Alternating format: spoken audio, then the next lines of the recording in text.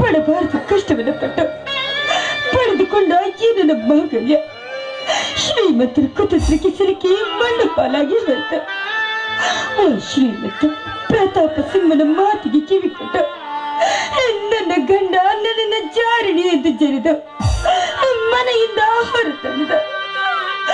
ಗಂಡನಿಗೆ ಬೇಡವಾದ ಹೆಣ್ಣು ಈ ಸಮಾಜದಲ್ಲಿ ಬದುಕಲೇಬಾರದು. ಈ ಹೆಣ್ಣು ಬದುಕಿದ್ದು ತಾನು ಏನು ಸಾರ್ಥಕ? ನನ್ನಂತ ಹೆಣ್ಣು ಬದುಕಬಾರ್ದು. ನಾನು ಸಾಯಲೇಬೇಕು, ಸಾಯಲೇಬೇಕು.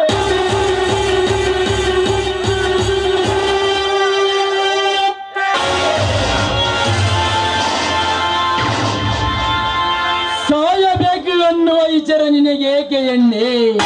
ಬಡತನದಲ್ಲಿ ಬೆಂದು ಗಂಡನಿಂದ ಕೆಟ್ಟ ಅಪರಾಧವನ್ನು ಹೊತ್ತುಕೊಂಡು ಮನೆಯಿಂದ ಹೊರಬಿದ್ದ ನಿನ್ನಂತ ಸಾಕಷ್ಟು ಹೆಣ್ಣುಗಳನ್ನು ಕಾಪಾಡಿ ಕರೆದುಕೊಂಡು ಹೋಗಲು ಸದಾ ಸಿದ್ಧನಾಗಿರುವನೇ ಈ ಗಂಡದೇ ಗಂಡು. ಯಾರು ಇಂಥ ನಿಶ್ಚಯವಾದ ಪ್ರದೇಶದಲ್ಲಿ ನಿಮ್ಮ ಆಗಮನ?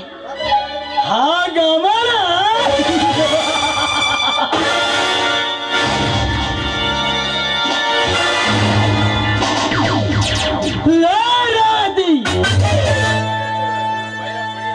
ಭಯ ಪಡೆದರು ಬೆರಗಿ ಎಲ್ಲವನ್ನು ಕಳೆದುಕೊಂಡು ಅನಾಥರಾಗಿರುವ ನಿನ್ನನ್ನು ಕಾಪಾಡಿ ಕರೆದುಕೊಂಡು ಹೋಗಲು ಅಂದ ಅನಾಥ ರಕ್ಷಕನಲ್ಲವೇ ಈ ವೆಂಕಟಗೌಡ.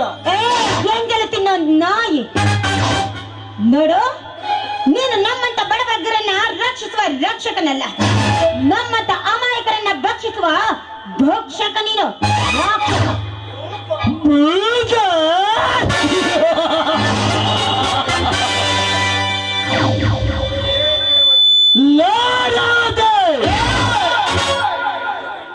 ಕೈ ಹಿಡಿದ ಗಂಡನಿಂದ ಪ್ರೀತಿ ಪ್ರೇಮ ನೀನೊಬ್ಬಳ ಸೂಳೆ ಎಂಬ ಪಟ್ಟವನ್ನು ಕಟ್ಟಿಸಿಕೊಂಡು ಮನೆಯಿಂದ ಹೊರಬಿದ್ದ ಜಾರಣಿ ನೀನು. ನಿನ್ನಂತ ಜಾರಣಿ ಹೆಣ್ಣು ನನ್ನಂತ ಬಗಸುರ ಭಕ್ಷಿಸಿದರೆ ತಪ್ಪೇನು? ನಿನ್ನ ತಮ್ಮನ ಮೋಸದ ಬಲೆಗೆ ಬಿದ್ದು ನನ್ನ ಪತಿ ಜಾರಿಣಿ ಎಂದು ಸುಳ್ಳಿನ ಸುಳಿಯಲ್ಲಿ ಸಿಕ್ಕಿ ನನ್ನನ್ನ ಇಂದು ಮನೆಯಿಂದ ಹೊರ ತಳ್ಳಿರ್ಬೋದು. ಮುಂದೊಂದು ದಿನ ನಡೆದ ಸಂಗತಿ ಏನು ಎಂದು ತಿಳಿದ ಮೇಲೆ ಮತ್ತೆ ಇವಳು ನನ್ನ ಸತಿ ಎಂದು ಸ್ವೀಕರಿಸ್ತಾರೆ ಅನ್ನೋ ನಂಬಿಕೆ ಭರವಸೆ ನನಗಿದೆ.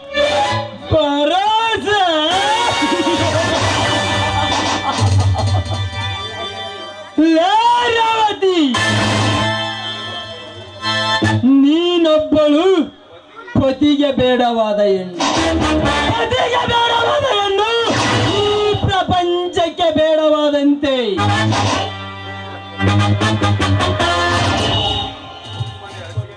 ಸುಮ್ಮನೆ ಹಸಿಲಿಂದ ಅಲಿದಾಡಿ ಹುಚ್ಚಿಯಾಗಿ ಸಾಯುವುದಕ್ಕಿಂತ ಕೊರಳಲ್ಲಿರುವ ತಾಳಿಯನ್ನು ಬಿಚ್ಚಿ ಈ ವೆಂಕಟಗೌಡನನ್ನು ಮೆಚ್ಚಿ ಸುಖ ಕೊಡಬಾರದೆ ಶ್ರೀಮಂತನ ಸುಳ್ಳೆಯಾಗಿ. ಲೇ ಸಾವುಕಾರ, ಏನಂದೆ? ನಾನು ನಿನಗೆ ಶೀಲವನ್ನು ಅರ್ಪಿಸಬೇಕು. ಹರ್ಷದ ನೀರನ್ನು ಹಾಕಿಸಿಕೊಂಡು ಮುತ್ತೈದರ ಹರಕೆಯಂತೆ ಹಿರಿಯರ ಆಶೀರ್ವಾದವನ್ನು ಪಡೆದು ದೇವ ಮಾನವರಂತಿರುವ ನನ್ನ ಪತಿಯ ಕೈಲೇ ಈ ಮಾಂಗಲ್ಯವನ್ನು ಕಟ್ಟಿಸ್ಕೊಂಡಿದ್ದೆ. ಈ ಮಾಂಗಲ್ಯವನ್ನು ಬಿಚ್ಚಿಟ್ಟು ನಿನ್ನಂತ ಕಾಮಕನಿಗೆ ಸೆರಗಾಸಿ ಸುಖ ಕೊಡುವ ಸೂಳೆ ಆಗ್ಬೇಕೇನು? ನೋಡು, ಒಳ್ಳೆ ಮಾತಿಂದ ಹೇಳ್ತಾ ಇದ್ದೀನಿ, ನನಗೆ ದಾರಿ ಬಿಟ್ರೆ ಸರಿ. ಈ ವಿಚಾರ ಏನಾದ್ರೂ ನನ್ನ ಮೈದನಿಗೆ ರಾಯನಿಗೆ ಗೊತ್ತಾದ್ರೆ ಈ ನಿನ್ನ ಹಣೆಗೆ ಒದ್ದು ಬುದ್ಧಿ ಕಳಿಸದ ಬಿಡಲಾರ.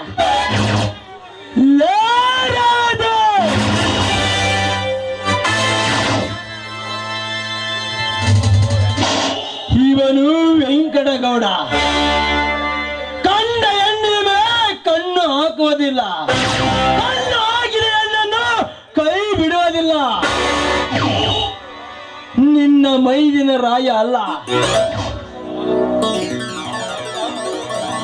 ಅವನಂತ 10 ಮಂದಿ ಬಂದರು ನಾನು ನಿನ್ನ ಶೀಲವನ್ನು ಸವಿಯದೆ ಬಿಡೋದಿಲ್ಲ.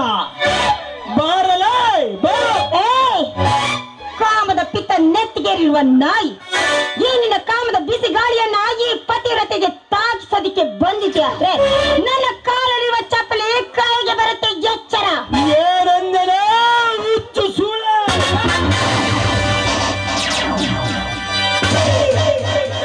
ದಿನನಿತ್ಯ ನಿನ್ನಂತ ಸುಂದರ ಸುಕನ್ಯರ ಒಡನೆ ಸರಸ ಸಲ್ಲಪ ಆಡುವ ಈ ರಾಜ ರಸಿಕನಿಗೆ ಚಪ್ಪಲಿ ರೀತಿಯನ್ನು ಬಗುದಿಯಾ?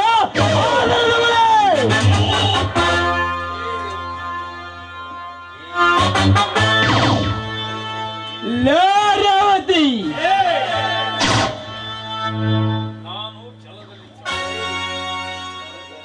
ನಾನು ಛಲದಲ್ಲಿ ಚಾಣಕ್ಯನನ್ನು ಮೀರಿಸಿದವನು, ನಿನ್ನದೇ ಸುಖ ಪಡೆಯಬೇಕೆಂದು ಬಂದಿರುವನು.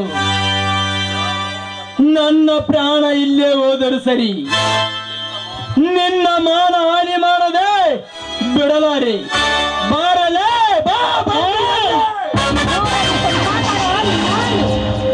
ಒಟ್ಟು ಹೆಣ್ಣು ಕಾರಡಿಗೆಯಲ್ಲಿ ಸಿಕ್ಕಿದ್ದಾಳಿದ್ದು ನನ್ನ ಮೇಲೆ ಬಲಾತ್ಕಾರ ಮಾಡೋದಕ್ಕೆ ಪ್ರಯತ್ನ ಪಟ್ಟು ಈ ನಿನ್ನ ದೌರ್ಜನ್ಯವನ್ನ ತೋರಿಸ್ತಾ ಇದೆಯಲ್ಲ.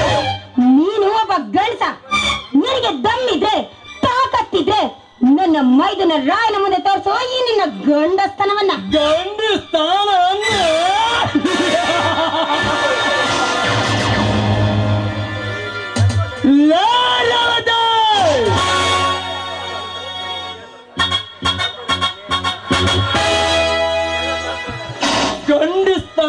ತೋರಿಸುವುದು ಹೆಣ್ಣಿನ ಮೇಲೆ ವಿನ ಗಂಡಸರ ಮೇಲೆ ಅಲ್ಲ.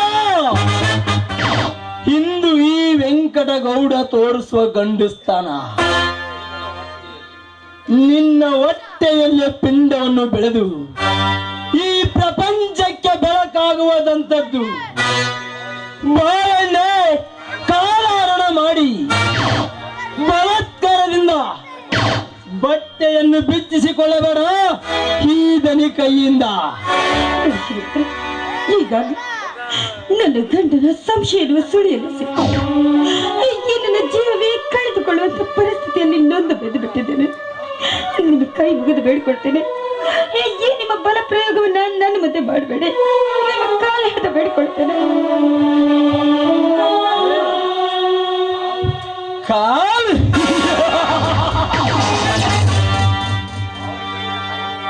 ಕಾಲು ಹಿಡಿದರು ಕರುಣಿಸಿ ಕೈ ಬಿಡುವನಲ್ಲ ಈ ವೆಂಕಟಗೌಡ.